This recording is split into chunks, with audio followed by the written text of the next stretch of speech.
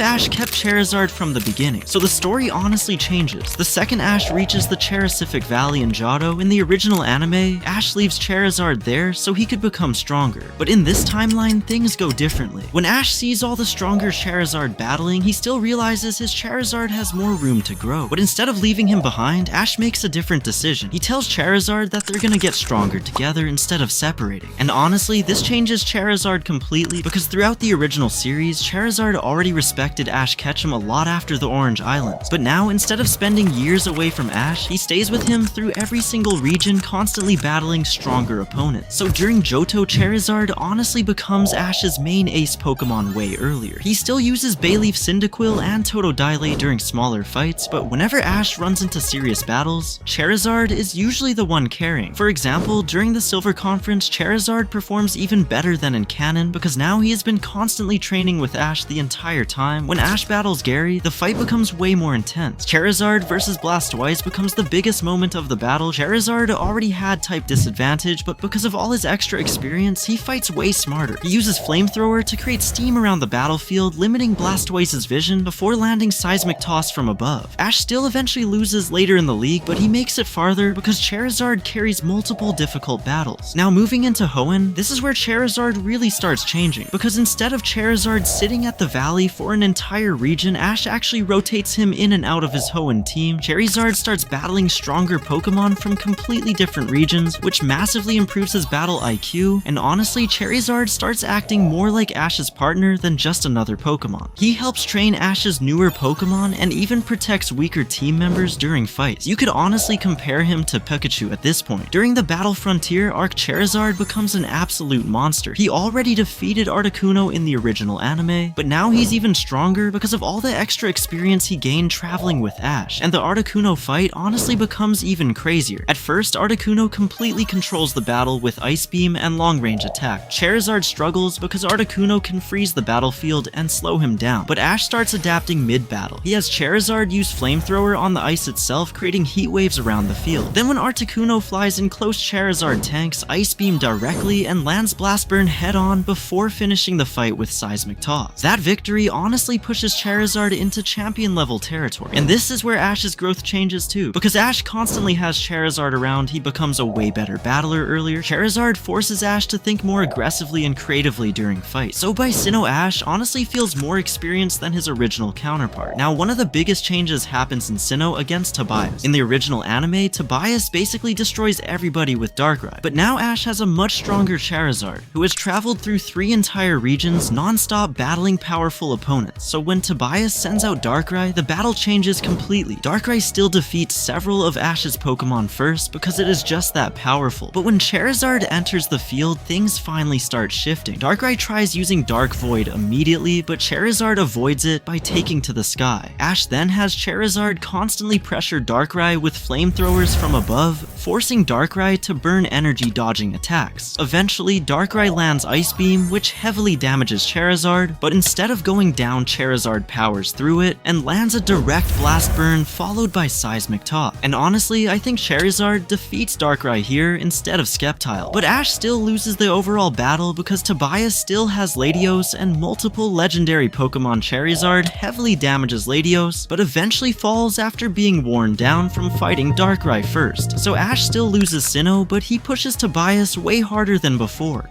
And honestly, that loss becomes important, because it motivates Ash and Charizard even more moving forward. Now eventually we reach Kalos, and this is where the biggest power boost finally happens. Mega Evolution. Throughout Kalos, Ash watches trainers using Mega Evolution and instantly becomes interested in it, especially for Charizard. But unlike Alan, who mainly focuses on raw power, Ash focuses on synchronization with his Pokemon. And because Ash and Charizard have traveled together for years, their bond is honestly ridiculous at this point. Eventually Ash and Charizard train with Mega Evolution Specialists and unlock Mega Charizard Y, and honestly, Mega Charizard Y fits Ash perfectly, because Ash's Charizard has always specialized in aerial combat speed and overwhelming firepower. Mega Charizard Y boosts all of that to another level. The first time Charizard Mega evolves, everybody is shocked because this Charizard already had years of experience before getting a massive power boost. Now imagine giving champion level experience to a Mega Evolution, and this massively changes the Kalos League, because now Ash enters the Kalos League with with an even stronger Kalos team. Pikachu, Ash, Greninja, Talonflame, Hawlucha, Goodra, and now Mega Charizard Y, which means Ash Ketchum would probably replace Noivern with Charizard, since Charizard is way more experienced and honestly much stronger. When Ash finally battles Alola, the entire Kalos championship changes. The earlier parts of the battle honestly go mostly the same at first. Ash still uses members like Hawlucha and Goodra to weaken Alana's team, while Alana's Pokemon slowly start overpowering parts of Ash's lineup. But the biggest change comes when Charizard enters the fight, because unlike most of Ash's Kalos Pokemon, this Charizard already has experience battling legendary Pokemon Frontier Brains and Champions from previous regions. When Alola sends out Bisharp, Charizard honestly destroys it. After Mega evolving into Mega Charizard Y, he completely overwhelms Bisharp with aerial speed and firepower before finishing it with Blast Burn. But then Alola finally sends out Mega Charizard X, and honestly, this battle becomes insane. At first, Alana's Charizard dominates close combat because Mega Charizard X is built for direct fighting, while Mega Charizard Y specializes more in ranged firepower and aerial movement. The two Charizard clash multiple times in the sky, with Flamethrower and Dragon Claw attacks, while Ash constantly keeps Charizard moving to avoid getting trapped in close range combat. Eventually, Alola starts gaining the advantage because Mega Charizard X keeps forcing direct exchanges. But Ash adapts by using the battlefield itself. He has Charizard fly higher into the air and create massive flames around the stadium, making it harder for Alola to approach directly. This slowly wears Alana's Charizard down, but even then, Mega Charizard X is still unbelievably strong. Eventually, Alola lands a direct Dragon Claw that finally takes Mega Charizard Y down, but Charizard accomplished exactly what Ash needed. He heavily weakened Alana's ace. Then Ash sends out Ash Greninja for the final battle. Now, instead of fighting a full power Mega Charizard X Ash, Greninja is fighting an exhausted one that already took massive damage from Mega Charizard Y. The final clash honestly becomes way closer than canon. Greninja and Charizard trade huge attacks across the battlefield until Ash Greninja finally lands a giant water shuriken directly head-on, defeating Alana's Charizard. And honestly, this is where Ash finally wins his first league. Not Johto, not Hoenn, not Sinnoh, Kalos. Because this is the region where Ash finally became experienced enough and where Charizard's years of growth finally paid off. Ash becomes Kalos champion with Ash Greninja and Mega Charizard Y carrying the hardest battle of Ash's entire journey. And that's where part 1 ends, because after becoming Kalos champion, Ash and Charizard's legend would honestly only continue growing from there. Part 2 starts right after Ash Ketchum finally becomes the Kalos champion. And honestly, this changes Ash's reputation completely, because now the entire Pokemon world finally sees him as an actual top level trainer instead of just a talented kid who always loses at the end. And honestly, the biggest reason people are talking about Ash is because of Charizard. Because now Charizard is not just Ash's old ace anymore, he is the Pokemon that helped Ash finally win a league after traveling with him across multiple regions. After Kalos, Ash still goes to Alola, but things honestly feel way different this time because Ash enters Alola as an actual league champion. Multiple trainers instantly recognize him, especially Kiawe, since he also specializes in fire types. The moment Kiawe sees Charizard battle, he instantly realizes how powerful Ash really is. Now Ash still catches Rowlet, Lycanroc, and Incineroar and the rest of his Alola team because Ash still loves training new Pokemon. But Charizard becomes the older veteran of the team, constantly helping train the newer Pokemon. For example, when Litten struggles early on, Charizard actually helps train him personally. Charizard teaches him how to fight stronger opponents without panicking, which honestly helps Litten evolve faster. And during some of the bigger battles, Charizard becomes absolutely terrifying. One massive example is during Ash's fight against Professor Kukui. The battle is already intense because Kukui is honestly one of Ash's strongest opponents at this point. But now Ash has Mega Charizard Y.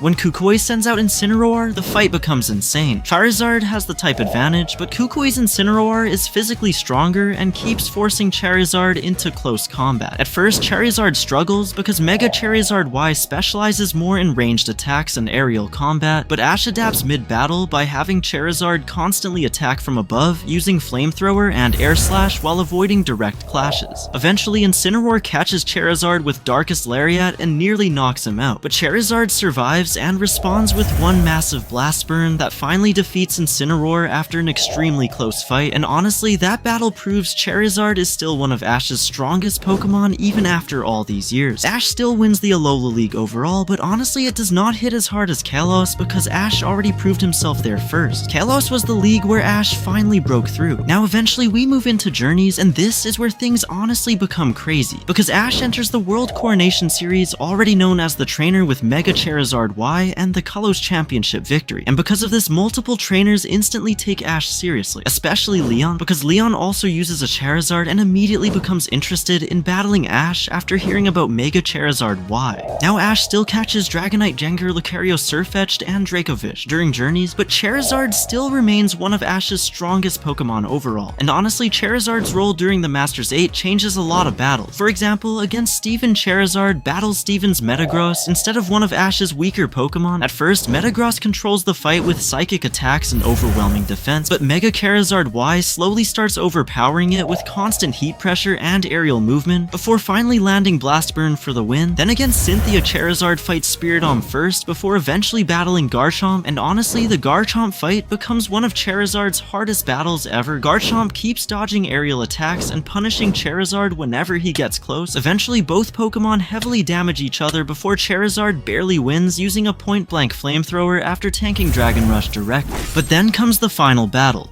Ash versus Leon, and honestly, this becomes one of the biggest battles in Pokemon history, because now it's the Kalos champion with Mega Charizard Y versus the world champion with Gigantamax Charizard. The entire world watches this battle. At first, Leon's Charizard dominates with raw power and experience. Leon honestly battles almost perfectly and slowly starts overwhelming Ash's team. But when Ash sends out Mega Charizard Y, the entire battle changes. The Charizard fight honestly becomes legendary. Leon's Charizard uses Gigantamax Wildfire to control the battlefield, while Mega Charizard Y counters with giant flamethrowers and constant aerial pressure. At one point, both Charizard charge directly at each other using Blast Burn and Fire Blast, creating a massive explosion across the stadium. Eventually, Leon's Charizard starts overpowering Mega Charizard Y in direct combat because Gigantamax gives Leon insane raw power, but Charizard still heavily weakens Leon's ace before finally going down. And just like part 1, Charizard creates the opening Ash needs, then Pikachu finishes the battle, and honestly, this version of Ash becoming world champion feels way more complete, because Charizard stayed beside him through almost his entire journey, helping Ash grow stronger every single region, from Johto to Kalos to becoming world champion. Charizard was there for all of it. Hope you guys really liked this video. Make sure to like and subscribe, and make sure to click on the video on your screen right now, since this is one of my favorite What If Ash Kept All of His Ace Pokemon.